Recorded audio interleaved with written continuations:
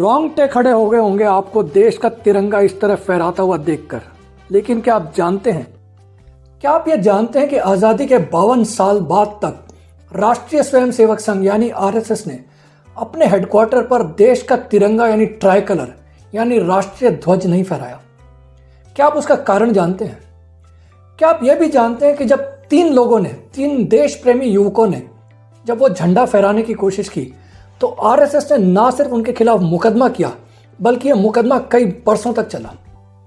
क्या आप यह भी जानते हैं कि आज़ादी के बाद सन 2000 तक आखिरी बार आरएसएस के मुख्यालय पर तिरंगा झंडा सिर्फ इसलिए फहराया गया क्योंकि आरएसएस को सरदार पटेल जो उस वक्त के गृह मंत्री और तत्कालीन हमारे उप प्रधानमंत्री थे उनके डंडे का डर था। क्या आप जानते हैं कि आरएसएस का जो भगवा है उसका इतिहास क्या है, उसका पेशवाई संस्कृति से क्या संबंध है? आज हम इन सब सवालों पर चर्चा करेंगे क्योंकि इन सवालों के जवाब जानना जरूरी है। जवाब इसलिए जरूरी है कि आज देश में मांड्या नाम की एक कर्नाटक में जगह है जहां फिर से भगवा बनाम ट्राई कलर यानी तिरंगा बहस छिड़ चुकी है। और इस बहस को समझने के लिए यह जानना जरूरी है कि तिरंगा झंडे की जगह भगवा को प्रेसिडेंस यानी महत्व देने की शुरुआत कहां से हुई, उसका इतिहास क्या है। नमस्कार दोस्तों, मेरा नाम है संदीपन शर्मा। बहस थोड़ी सी लंबी है लेकिन ये ज़रूरी इसलिए है कि ये जानना ज़रूरी है कि इस देश में भगवा बनाम तिरंगे की जो डिबेट है वो क्यों शुरू होती है और उसमें किस किस संगठन का क्या क्या स्टैंड रहा है ऐतिहासिक रूप से, और इस बहस का स्वरूप आगे आने वाले समय में हो क्या सकता है।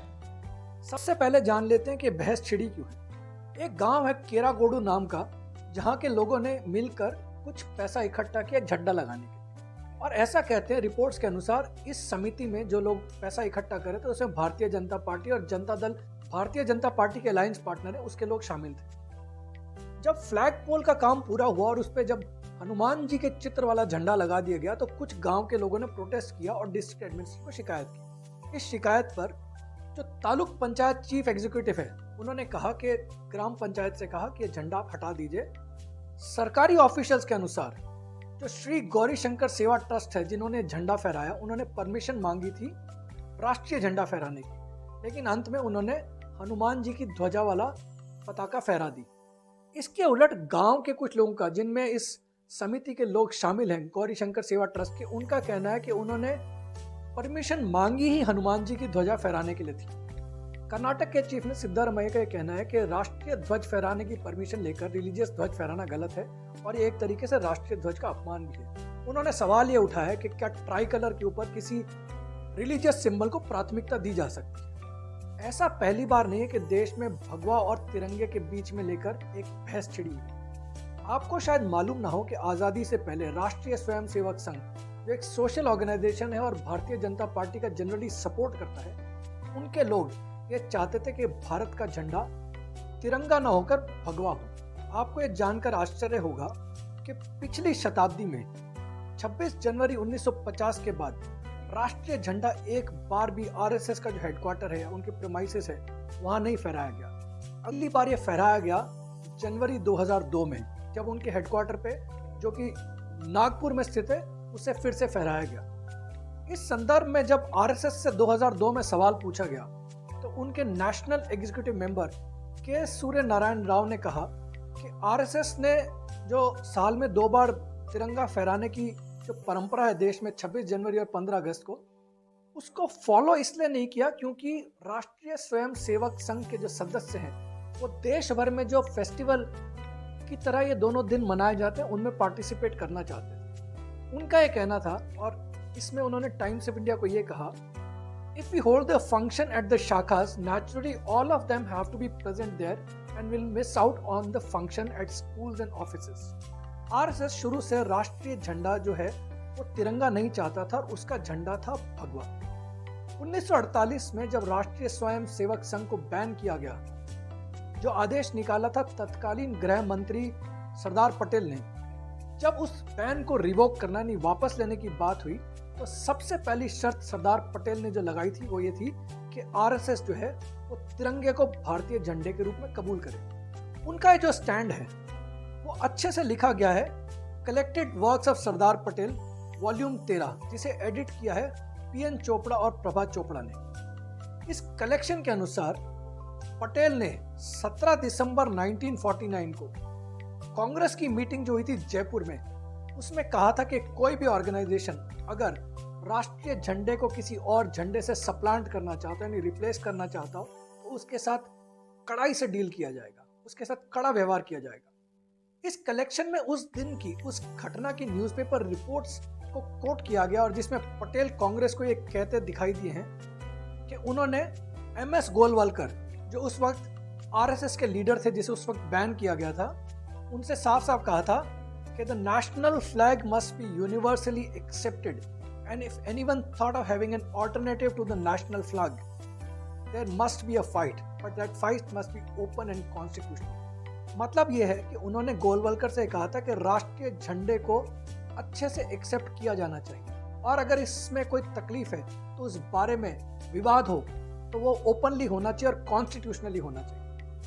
इसके तुरंत बाद होम सेक्रेटरी HVR अयंगर ने गोलवलकर को मई 1949 में लिखा, explicit acceptance of the national flag with the Bhagwa Dhwaj as the organizational flag of the Sangh would be necessary for satisfying the country that there are no reservations in regard to allegiance to the state। यानी कि आपको देश को अपनी loyalty दिखाने के लिए तिरंगे को कबूल करना पड़ेगा अपने भगवा ध्वज के साथ साथ। आरएसएस इस बात को खारिज कर दिया है।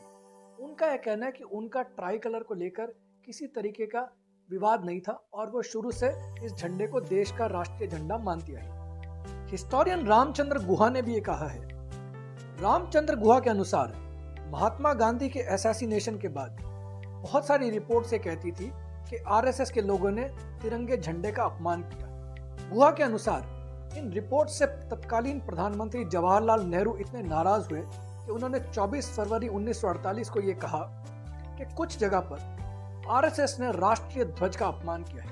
नेहरू ने गुहा के अनुसार यह भी कहा कि वो जानते हैं, यानी आरएसएस जानता है कि देश के झंडे का अपमान करना देश के साथ धोखा करने के बराबर है।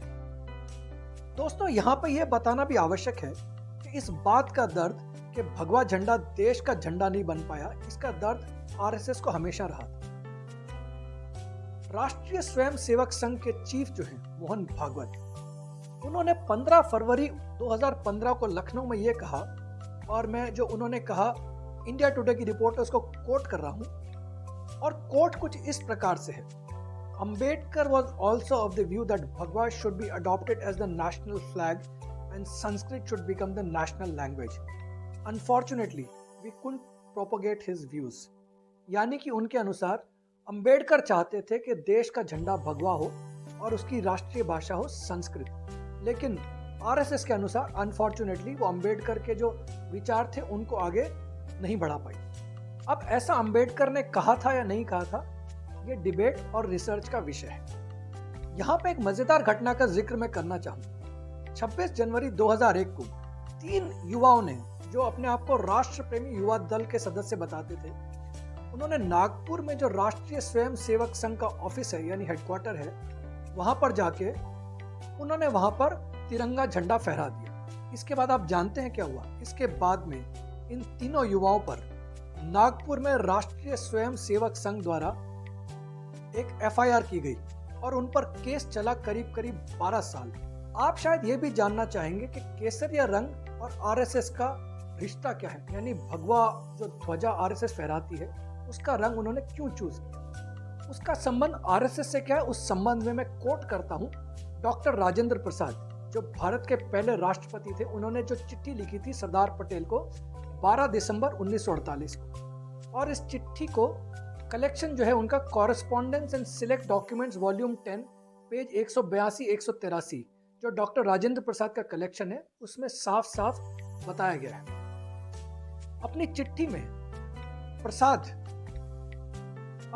में डॉक्टर राजेंद्र प्रसाद ने सरदार पटेल को यह लिखा है कि सरकार को साफ साफ बताना चाहिए कि आरएसएस को बैन क्यों किया गया है महात्मा गांधी के असैसिनेशन के बाद। इस चिट्ठी में उन्होंने एनेक्स्चर भी अटैच किया था जिसमें उन्होंने आरएसएस की आइडियोलॉजी और उसकी मोडस ऑपरेंडी यानी जो उसकी कार्यशैली उसको बताया था। उनके अनुसार, और ये पॉइंट इसलिए इंपॉर्टेंट है क्योंकि ये भगवा और आरएसएस का संबंध स्थापित करते हैं, उनके अनुसार राष्ट्रीय स्वयंसेवक संघ के सहारे महाराष्ट्र के ब्राह्मण भारत में एक पेशवा राज स्थापित करना चाहते हैं ब्रिटिशर्स के जाने के बाद। जो आरएसएस का भगवा झंडा है, ये डॉक्टर राजेंद्र प्रसाद के एनेक्स्चर से मैं पढ़ के सुना रहा हूं। जो आरएसएस का भगवा झंडा है वो पेशवाओं का झंडा हुआ करता था, भगवा उसी का स्वरूप है। डॉक्टर राजेंद्र प्रसाद के अनुसार आरएसएस के लोग ये आर्ग्यू करते हैं कि पेशवाज आखिरी रूलर्स थे भारत के ब्रिटिश के आने से पहले के, और ब्रिटिश के जाने के बाद पेशवाओं को फिर से भारत का राज सौंप दिया जाना चाहिए। तो यह रिश्ता था डॉक्टर राजेंद्र प्रसाद के अनुसार भगवा और आरएसएस का। मजे की बात यह है कि उस भगवा रंग को, जो पेशवाओं का झंडा हुआ करता था, उसे हिंदुत्व का रंग मान लिया गया है और उसे एक पैन इंडिया आइडेंटिटी दे दी गई है। उसे यह भी बताया जाता है कि वो भगवान श्री हनुमान और जितने भी हमारे रिलीजियस सिंबल्स हैं उनका कलर है भगवा। इस बात में कितनी सच्चाई है, इस बारे में आपको हिस्टोरियन ज्यादा बता सकते हैं, लेकिन डॉक्टर राजेंद्र प्रसाद के अनुसार भगवा सिर्फ पेशवाओं के झंडे का रंग हुआ करता था। तो दोस्तों, ये थी एक संक्षिप्त चर्चा आरएसएस और भगवा को लेकर। हमने ये भी जाना कि आरएसएस का राष्ट्रीय झंडा जो ट्राई कलर है, उसके लिए ऐतिहासिक रूप से क्या रुख रहा है। सवाल ये भी उठाया हमने कि क्या ट्राई कलर जो राष्ट्रीय ध्वज है, उसकी जगह किसी और कलर या धर्म के सूचक झंडे को महत्व देना ठीक है? क्या यह संविधान का अपमान है या उसका रिस्पेक्ट है? इस सवाल का जवाब आपको देना है, आपको समझना है। मेरा नाम है संदीपन शर्मा। अगर आपको ये चैनल पसंद आया, कृपया लाइक भी करिएगा और सब्सक्राइब भी। जय हिंद।